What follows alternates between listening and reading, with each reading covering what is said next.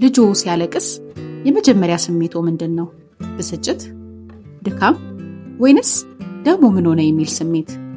እውነታው ግን አብዛኞቻችን ልጆቻችን ሲያለቅሱ ስንሰማ በደመነፍስ አቁም፣ ጸጥ በል ብለን እንመልሳለን። ግን ሳይንስ የሚያሳየው ይህ አካሄድ የረጅም ጊዜ ጉዳት ሊያመጣ እንደሚችል ነው።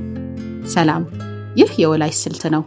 በዛሬው ቪዲዮ ልጅ ሲያለቅስ በትክክል ምን ማድረግ እንዳለብን በሳይንስ የተደገፈ በእውነተኛ ህይወት የሚሰራ ስልት እናያለን። ይህን ቪዲዮ እስከ መጨረሻው ይመልከቱ፣ ምክንያቱም መጨረሻ ላይ በጣም ወሳኝ የሆነ አብዛኞቻችን ወላጆች የምንሰራውን ስህተት እናያለን። ስለዚህ አብራችሁን ቆዩ። በመጀመሪያ ለቅሶ ምንድን ነው የሚለውን እኔ ልጆ ሲያለቅስ ችግር እየፈጠረ ነው ብለው እንዳያስቡ። ለቅሶ የልጅ ዋነኛ የመግባቢያ መንገዱ ነው። በተለይ ገና ስሜቱን በቃላት መግለጽ ላልቻለ ልጅ። የነርቭ ሳይንስ ጥናቶች እንደሚያሳዩት የልጅ አንጎል ገና በማደግ ላይ ያለ ክፍል ፕሪፍሮንታል ኮርቴክስ የሚባለው ስሜትን የመቆጣጠር ኃላፊነት አለበት። ይህ ክፍል ግን እስከ 25 ዓመት ድረስ ሙሉ በሙሉ አያድግም።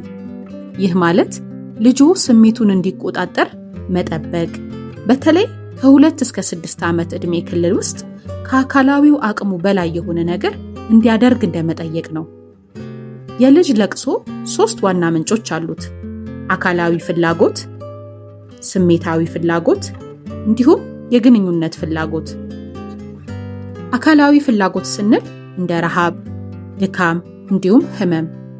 ስሜታዊ ፍላጎት ስንል ደግሞ ፍርሃት፣ ብስጭት፣ መገለል ወይንም የመሰማት ስሜት። የግንኙነት ፍላጎት ደግሞ ትኩረትን ለመሳብ፣ ለመቀራረብ እንደማለት ነው። እነዚህን 3 ምንጮች መለየት ከቻልን ምላሻችንን በትክክል መስጠት እንችላለን። አንድ ወሳኝ ነጥብ ልንገሮ፣ ከ0 እስከ 2 ዓመት በዚህ ዕድሜ ለቅሶ ሙሉ በሙሉ ማለት ይቻላል አካላዊ ወይንም ስሜታዊ ፍላጎት መግለጫ ነው። ልጅ ገና ቃላትን መናገር ስላልጀመረ ለቅሶ ብቸኛው መሳሪያው ነው። እዚህ ዕድሜ ላይ ምላሻችን ፈጣን መሆን አለበት። ማላመድ ብለን ችላ ማለት የለብንም።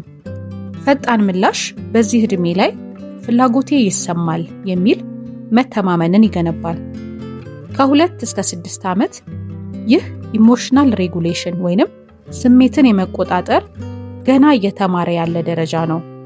ስለዚህ ልጅ ቃላትን መናገር ቢችልም ስሜቱን የመቆጣጠር አካላዊ አቅሙ ገና ሙሉ ስላልሆነ እዚህ ዕድሜ ላይ የ3ቱን ደረጃ ስሌት መጠቀም ውጤታማ ያደርገናል። ከ6 ዓመት በላይ በዚህ ዕድሜ ልጅ ስሜቱን በቃላት የመግለጽ አቅም ቢያገኝም ለቅሶ እንዲቀንስ ይጠበቃል። ነገር ግን አዘውትሮ ከቁጥጥር ውጭ የሆነ ለቅሶ ካለ ከበስተጀርባ ያለ ጭንቀት ወይንም ግፊት ማሳያ ነው። ይህ ከትምህርት ቤት ጫና፣ ከጓደኝነት ግንኙነት ጋር ተያይዞ መመልከት ይጠቅመናል። በመቀጠል እንደ ወላጅ የምንሰራቸውን ስህተቶች እኔ ስህተት 1 ጸጥ በል ማለት። አብዛኞቻችን ወላጆች ልጆቻችን ሲያለቅሱ ስንሰማ ወዲያውኑ ጸጥ በል፣ አታልቅስ፣ ደካማ ልጅ አትሁን የሚል ስሜት ይሰማናል። ይህ ለምን ችግር እንደሆነ ልንገሮት። ምክንያቱም ልጆ ስሜቱን መደበቅ እንጂ መፍታትን አይማርም። ጥናቶች እንደሚያሳዩት ስሜታቸውን ደጋግመው እንዲደብቁ የተማሩ ልጆች በአዋቂነት ዕድሜያቸው ስሜታቸውን በትክክል የመግለጽ ችግር ያጋጥማቸዋል። በግንኙነታቸው ውስጥም የመቀራረብ ችግር ይታይባቸዋል። ጭንቀትን በራሳቸው የመቆጣጠር አቅማቸው ይቀንሳል። ስለዚህ ጸጥ በል ማለት ችግሩን አይፈታውም፣ ወደ ውስጥ ያስቀምጠዋል ወይም ይደብቀዋል እንጂ። ትክክለኛው አካሄድ 3 ደረጃ ስልት ይባላል። እንግዲህ ትክክለኛው አካሄድ ምንድን ነው? ይህ ከህፃናት ስነ ልቦና ባለሙያዎች የተወሰደ በተግባር የተፈተነ 3 ደረጃ ስልት ነው። ደረጃ 1 በቁመታቸው ልክ ወይንም በደረጃቸው ይውረዱ።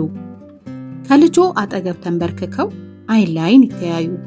ይህ ትንሽ እርምጃ ቢመስልም አለሁልህ የሚል መልእክትን በአካላዊ መንገድ ያስተላልፋል።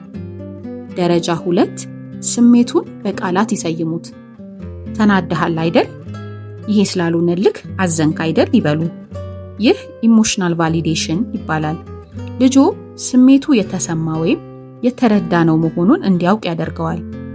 ይህ ልጆ ስሜቴ ወይም ማልቀሴ ትክክል ነው እንዳይል ያደርገዋል። ይልቁንም ስሜታቸው ተፈጥሯዊና የተለመደ መሆኑን ያሳየዋል። ደረጃ 3 ከዛ በኋላ ብቻ ይምከሩ።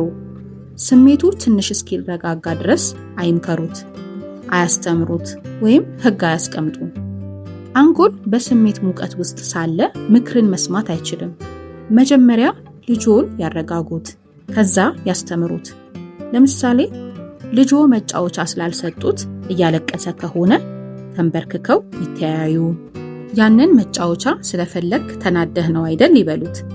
ከተረጋጋ በኋላ ልንጫወት የምንችለው በተራ ነው ብለው ያስተምሩት። መቼ ተጨማሪ እርዳታ ያስፈልጋል? አብዛኛው ለቅሶ የተለመደ የእድገት ክፍል ቢሆንም አንዳንድ ምልክቶች ተጨማሪ ትኩረት ያስፈልጋቸዋል። ለቅሶ ከ2 ሰዓት በላይ የማያቋርጥ ከሆነ፣ ከእድሜው ጋር የማይመጣጠን ከሆነ፣ ለምሳሌ ከ5 እስከ 6 ዓመት ዕድሜ ውስጥ በየቀኑ ከቁጥጥር ውጪ የሆነ ለቅሶ ካለ፣ ራስን ወይንም ሌሎችን የመጉዳት ባህሪ አብሮ የሚመጣ ከሆነ፣ እነዚህን ምልክቶች ካዩ የህፃናት ስነ ልቦና ባለሙያ ወይንም የህፃናት ሐኪም ማማከር ጠቃሚ ነው።